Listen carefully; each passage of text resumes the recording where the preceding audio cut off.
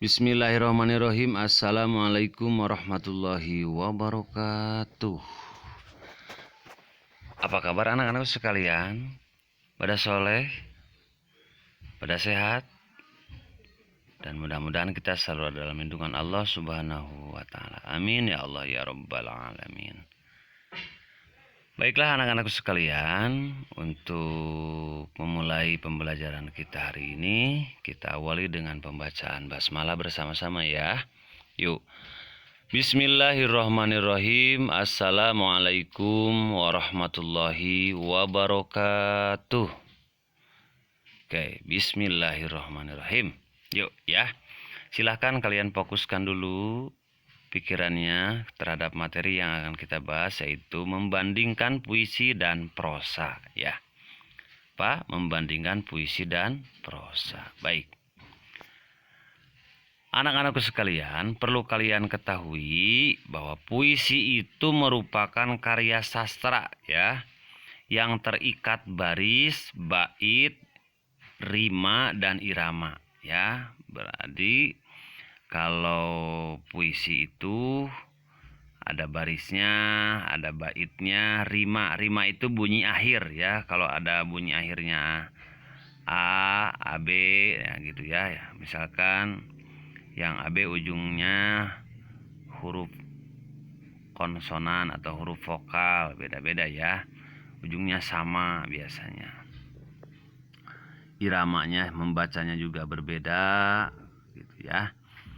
Puisi itu disusun dengan memilih kata-kata yang membangkitkan imajinasi, membangkitkan gambaran tentang sesuatu.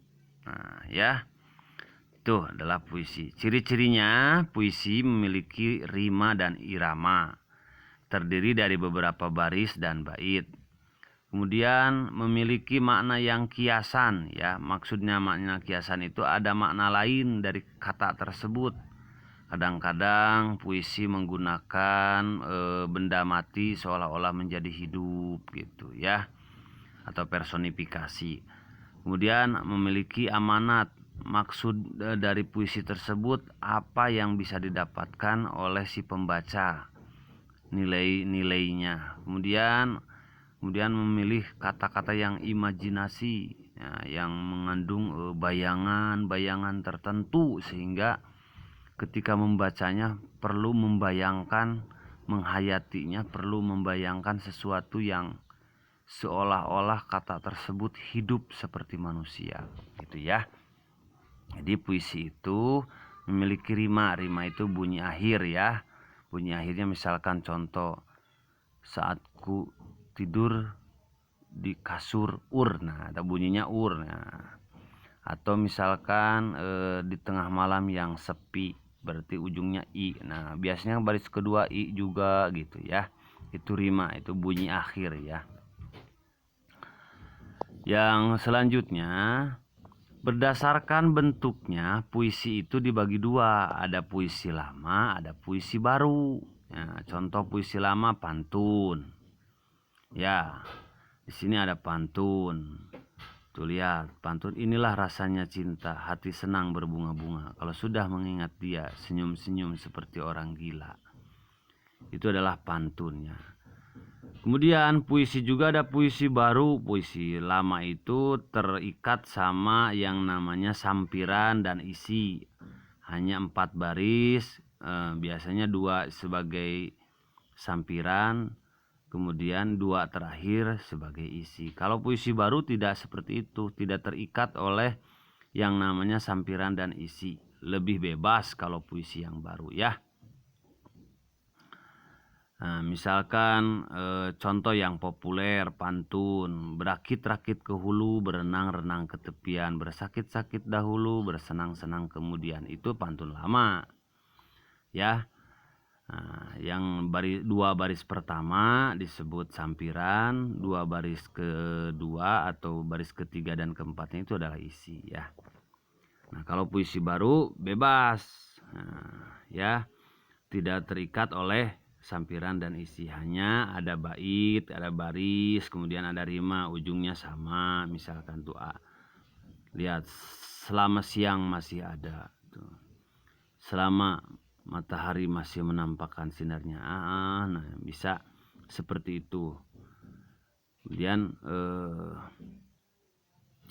ada pengulangan kata selama tuh itu ya. Nah, kalau di puisi lama tidak seperti itu ya. Jadi puisi itu ada puisi lama dan puisi baru. Baik, kita lanjutkan ya anak-anak.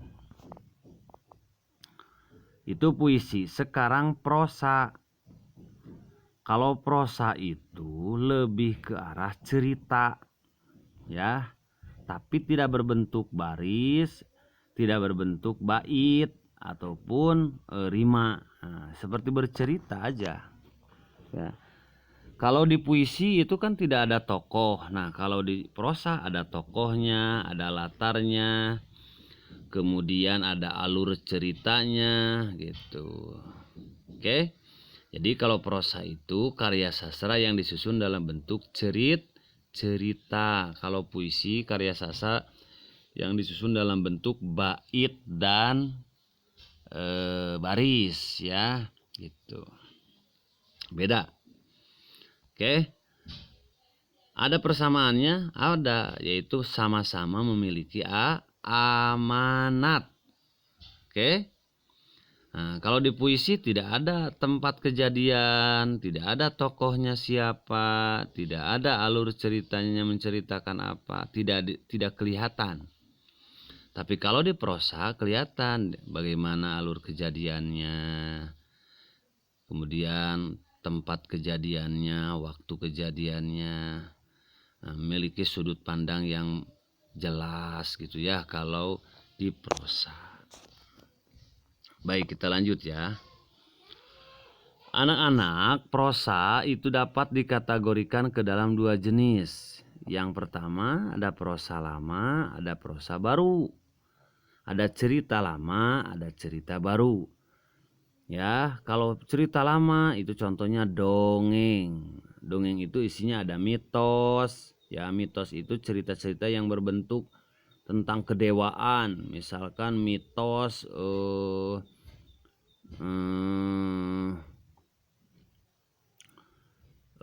kalau di kita misalkan Nyi Roro Kidul, nah kayak seperti itu mitos dan diyakini oleh masyarakat, sebagian masyarakatnya. Kemudian legenda, ada legenda itu cerita tentang kepahlawanan ya, tentang kepahlawanan, legenda apa gitu. Nah, mitos itu lebih ke arah cerita-cerita yang fiktif, tapi banyak orang yang meyakini itu ya. Kalau legenda itu benar-benar terjadi, kalau mitos belum tentu terjadi ya.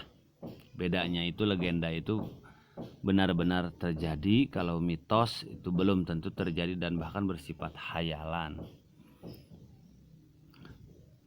Yang ketiga fabel. Fabel itu cerita tentang hewan yang seolah-olah seperti menceritakan kehidupan manusia.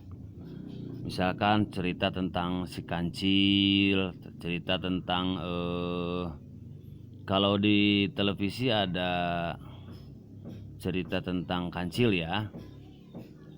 Nah, sage, ada lagi sage. Sage itu menceritakan tentang kepahlawanan seseorang. Nah, boleh ya. Menceritakan tentang kepahlawanan seseorang, misalkan cerita tentang kalau di kita ada istilah Prabu Kian Santang. Nah, itu menceritakan kesaktian seseorang, itu sage namanya.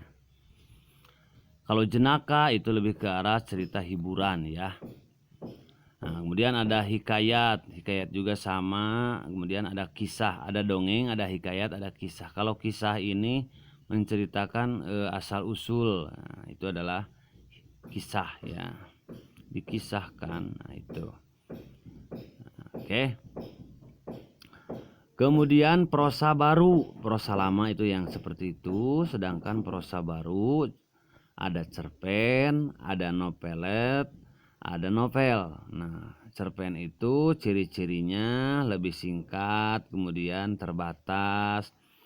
Permasalahan yang dibahas hanya satu permasalahan. Kemudian jumlah halaman di bukunya itu sedikit kurang dari 60 halaman. novelet kurang dari 100. Kalau novel itu lebih dari 100. Jadi permasalahannya lebih banyak ya kalau novel ya. Jadi menceritakan itu tidak hanya satu cerita. Kalau cerpen hanya menceritakan satu aja, menceritakan misalkan kuda yang tersesat, itu menceritakan kuda saja. Atau misalkan cerpen misalkan anak sukses, menceritakan anak tersebut saja. Tapi kalau novel itu banyak pelakunya, banyak tempatnya, banyak peristiwa yang terjadinya ya. Kalau novel dan novelet berbedanya itu hanya di jumlah halamannya, kemudian lebih banyak, lebih bebas kalau novel ya.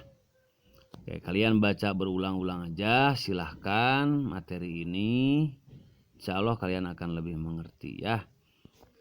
Kemudian sekarang prosa juga, ada prosa yang hanya mengarang, ada prosa yang betul-betul sesuai dengan terjadi. Kalau prosa fiksi itu seperti dongeng, ya roman, resensi, esai. Nah, ya cerpen itu adalah fiktif, ya. Hanya mengarang-arang saja, boleh itu, ya. Yang bersifat hayalan saja si penulisnya menceritakan padahal tidak terjadi, itu namanya fiksi. Sedangkan yang non fiksi bisa kalian dapatkan kalau ada sebuah tulisan-tulisan berupa prosa non fiksi. Apa aja? Ada artikel. Kalian misalkan membaca sebuah bacaan, ada artikel ya. Artikel itu cerita yang dibuat secara nyata, faktual, sesuai, ada buktinya. Kemudian ada sumbernya, dari mana nih sumbernya cerita tersebut, dari si A misalkan, itu ya artikel. Yang kedua ada editorial atau tajuk rencana, yaitu suatu karangan atau uraian yang dibuat oleh media massa yang sedang terjadi. Misalkan terjadi apa sekarang, COVID-19 misalkan, dibuatlah karangan yang dibuat oleh media massa, atau misalkan TV One atau Pikiran Rakyat atau Kompas ya. Yang ketiga ada opini. Opini itu apa? Opini pemikiran, pendapat atau tanggapan seseorang terhadap suatu keadaan. Opini masyarakat tentang wabah COVID bagaimana, nah itu adalah opini ya. Pemikiran atau pendapat seseorang tentang sebuah keadaan. Fitur ya atau piser adalah suatu karangan yang dibuat berdasarkan hasil pengamatan ya, melalui peliputan atau fitur. Itu harus ada pengamatan langsung supaya si pembaca itu menarik, karena ini adalah kayak misalkan kalau di televisi ada telusur jejak kasus, nah itu sama-sama ya. Nah, tapi itu dalam bentuk video. Kalau dalam bentuk cerita boleh saja, lebih menarik si pembaca karena ini berdasarkan hasil pengamatan atau peliputan. Selanjutnya ada biografi ya. Biografi itu kisah nyata tentang pengalaman hidup seseorang. Misalkan kalian menulis biografi tentang orang tua kalian, bagaimana pengalaman selama hidupnya, diceritakan ketika masa kecilnya, masa mudanya, masa tua sekarang. Nah, kalian bisa buat biografi orang tua kalian. Misalkan ada kisah lucunya, ada kisah sedihnya, nah, boleh kalian ungkap kisah nyata yang dialami oleh hidup seseorang. Bisa biografi diri sendiri, biasa biografi orang lain. Ada lagi iklan. Iklan ya, sering kita ketahui, sering kita temui di media-media massa ya. Iklan itu menyampaikan berita atau informasi tentang sebuah produk, barang ya, produk itu, atau jasa itu pelayanan misalkan. Nah, jasa itu kita menggunakan jasa apa, rental mobil, itu berarti itu jasa, bukan membeli mobil, berarti membeli jasa penggunaannya, beda ya. Kemudian ada pidato. Nah, pidato juga menyampaikan pemikiran, kata-kata langsung di hadapan orang banyak. Ada reportase. Nah, berita atau laporan yang dibuat dari fakta hasil pengamatan. Ada tips ya. Nah, sebuah panduan yang menjelaskan langkah-langkah, cara-cara membuat apa gitu, cara-cara melakukan apa, itu nama tips ya. Jadi prosa juga pada dasarnya ada yang fiksi, ada non fiksi. Yang non fiksi itu sesuai kenyataan, melalui peliputan, melalui, bedanya itu adalah ada sumbernya, ada buktinya gitu ya. Kemudian ada cara-caranya, itu bedanya fiksi dan non fiksi seperti itu. Kalau novel, kalau fiksi kayak dongeng itu tidak ada, bebas saja ya. Oke.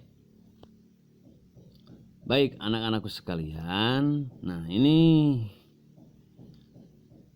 tugasnya mudah. Carilah ya masing-masing sebuah puisi, satu puisi, satu cerita atau prosa.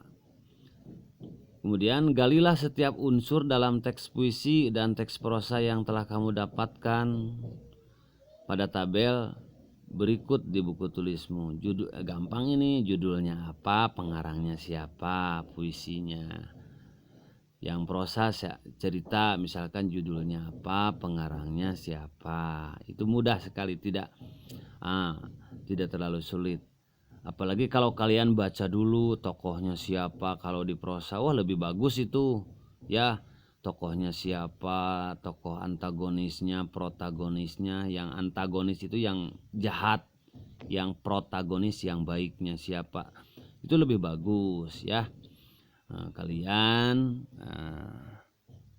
bisa mengerjakan. Sekali lagi Popik ulangi bahwa puisi dan prosa itu, kalau puisi itu sebuah karya sastra yang terbatas oleh aturan ya, oleh aturan tertentu, baik dari bait, kemudian baris, kemudian rima, kemudian irama, cara membacanya juga berbeda ya. Sedangkan prosa itu tidak seperti itu, ceritanya harus ada tokohnya, harus ada sumbernya, harus ada latarnya, harus ada alur ceritanya, harus ada susunannya, cara-caranya, itu beda ya. Jadi sekali lagi kalian pahami bahwa puisi dan prosa itu berbeda. Nah, ada lagi puisi dirubah ke cerita, ke prosa. Nah, itu melatih kalian nanti ada merubah puisi ke dalam prosa. Puisi dijadikan cerita. Nah, boleh, namanya paraprasa ya, atau paraprase. Merubah puisi ke dalam prosa itu namanya paraprase. Oke. Baik anak-anak sekalian, Popik harapkan kalian baca slide ini lebih dari 2 kali supaya kalian lebih paham untuk membedakan antara puisi dan prosa ya. Latihannya silahkan kalian kerjakan. Cari, kalau tidak nemui sekarang boleh nanti dikirimkan, boleh besok dikirimkannya juga ya. Terima kasih. Assalamualaikum warahmatullahi wabarakatuh.